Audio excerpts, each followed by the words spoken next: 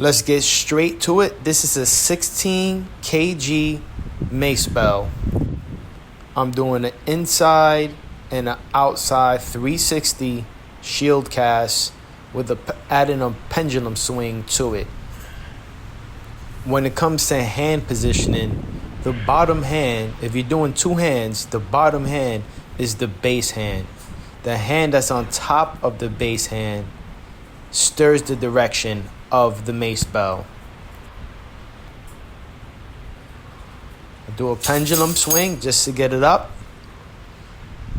There it is, right? Watch. Left hand's on top, so I went to my left, that was an outside circle. Left hand on top, I went inside circle. Outside, you see? Rotate, push, swing, bring it in, get over here, push, let it swing. There it is. So what I found out just from experience, right? When you're doing inside circles, you keep the MaceBell center line. But when you're doing outside 360s, you keep it off center. For example, watch. That was an inside one. Okay. It's on my left side. Watch. It's more to my left when I go outside. Inside, I keep the MaceBell centered. You see? Outside, I keep it off center to the left a little bit. And if I have my right hand on top, it will be vice versa. Just keep that in mind. Make sure when you're doing the pendulum swings that you hold it a little further up. So you want to have some slack with that lever at the bottom. See how the handle is a little below my hands, right? That's so I don't smash my feet. Now, this applies to me because I'm 5'10", 5'11". If you're 6'2", 6'3", a tall dude, you could get away with holding it at the very bottom and doing some pendulum swings and not worry about smashing your feet. Keep in mind, you want to have a firm grip, not a tight grip, a firm grip. There is a difference. If your grip is too tight, it's going to just mess up your wrists and your hands.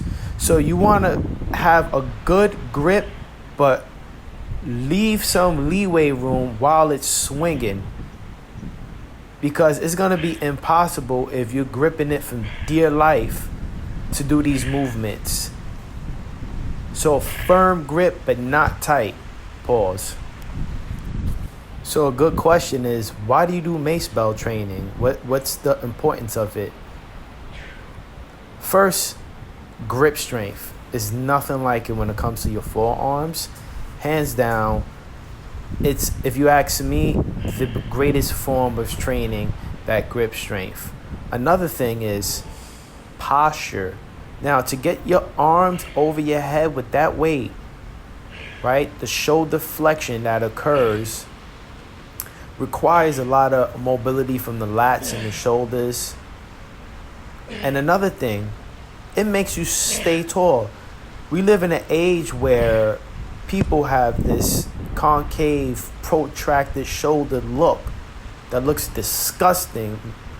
That this combats that disgusting moon crescent look that modern people have. This keeps you upright.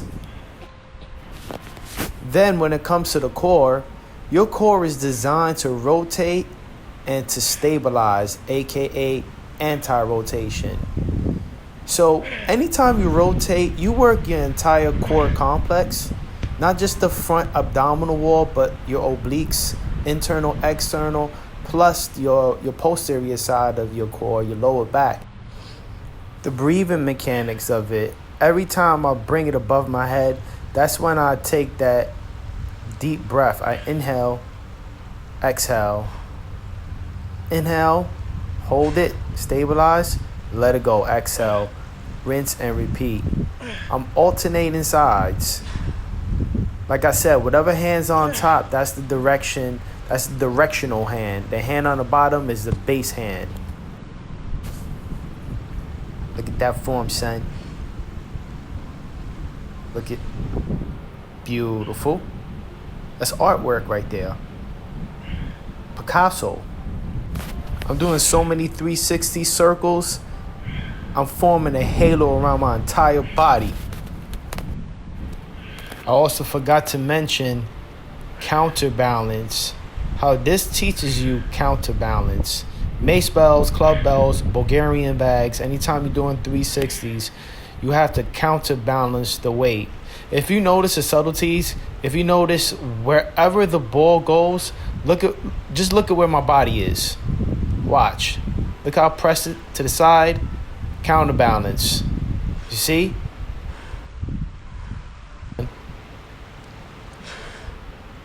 Good. Notice that rotation of my body.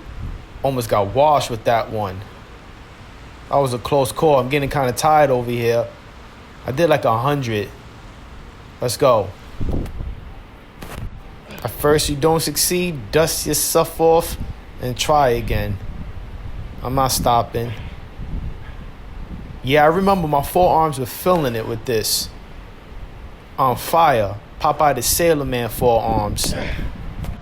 Another thing that I learned the hard way, was having a wide stance is a no-go when you're doing MaceBells or club bells. And why is that? Because you're going to smash the side of your leg, knee, thigh, hip, whatever, but you're going to hit something. So have a narrow stance unless you're doing something entirely very specific. Just make sure you don't clip your legs. I'm not trying to walk around like I owe the mob money. So longevity, injury-free is the key. You don't want to do this in front of a mirror. I've done that, and it throws your form off when you don't have a mirror in front of you. So get used to just doing it without seeing yourself. Trust the process. If you must use a mirror, that's fine in the very beginning, just to get the form down. Once you get the technique locked in, do not do it in front of a mirror. Keep your eyes on the center of that MaceBell once it comes there. See, I'm looking up, expecting it to go there. Boom, bullseye. You got to keep in mind, this is a very ancient practice. They've been doing for India for thousands of years. They've been doing it, and they got slightly different variations and ways that they do it. So utmost respect to those guys. To this day, they still get busy with the MaceBells. I believe they call them Gadas, Gada. But yeah. So in summary, the reason you want to get into MaceBell training, it combats bad posture. It strengthens your forearms and the muscles in your hand. It works the mobility of your shoulders. It also engages your core. It focuses on anti-rotation and rotational movement, which is the most neglected movement in the gym. Everyone's so linear and up and down. When most injuries happen, it happens when people twist and turn. You have to have rotational strength, and this is what it provides. It provides that rotation and anti-rotation that a lot of times people are not getting in the gym with these corny Smith machines, these one-dimensional Smith machines. There's two main people that I watched a lot of their videos on YouTube, and one is Mark Wildman, the OG of club bells and MaceBells. I watch a lot of his stuff, extremely informative. That's the OG of MaceBells and club bells. So go watch his stuff. His name is Mark Wildman. And then also the Flowing Dutchman. Good positive energy. Dude goes all over. He goes to India. He's all over the place. His stuff is valuable to really learn from. Get yourself a MaceBell. Think outside the box. There's nothing new under the sun. Woo! That which has been is now, and that which is to be has already been, and God requireth that which is past. This is William-Jermaine. I'm signing out. Peace and love to the planet, universe, and beyond.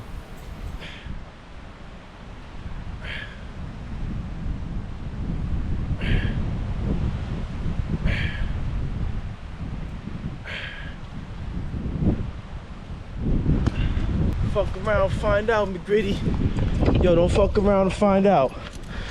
Fucking around and find out, McGriddle. I'm McGriddle. I'm McGriddle.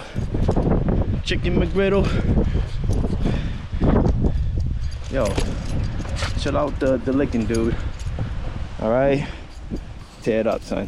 Tear it up. Tear it up. Tear it up. Destroy. Destroy it. Destroy it, McGritty. Shred. Become the shredder. Shred it, McGritty.